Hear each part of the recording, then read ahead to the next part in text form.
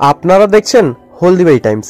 আসন্ন রথযাত্রা উপলক্ষে পাপড়ের উপর জগন্নাথ দেবের সুদৃশ্য মুখমণ্ডল অঙ্কন করে সকলের নজর কেড়েছেন হলদিবাড়ি শহরের এক কলেজ ছাত্রী। পরিত্যক্ত বিভিন্ন সামগ্রীর ওপর কলকা এঁকে একের পর এক সুন্দর সুন্দর ঘর সাজানোর জিনিস বানিয়ে চলেছে সে। বিগত 4 বছর ধরে পড়াশোনার ফাঁকে নতুন নতুন জিনিস তৈরি করে প্রশংসিত হচ্ছে শহরবাসীর কাছে। হলদিবাড়ি শহরের 11 নম্বর ওয়ার্ডের পূর্বপাড়ার বাসিন্দা সুস্মিতা মহন্ত। আর্টের প্রতি ছোট থেকেই একটা আগ্রহ ছিল, কিন্তু বিভিন্ন কারণের জন্য আর্টের উপর প্রথাগত শিক্ষা গ্রহণ করা হয়নি। তবুও শুধুমাত্র নিজস্ব প্রতিভায় একের পর এক চিত্তাকর্ষক কলকা এঁকে যাচ্ছে সুস্মিতা।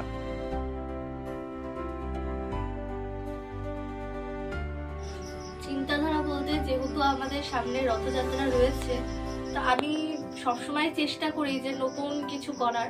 তো তাই ভাবলাম যে পাপড়ের উপরেই কেন চেষ্টা করা যায় না। আমি কারোর কাছে শিখি প্রায় 3-4 বছর।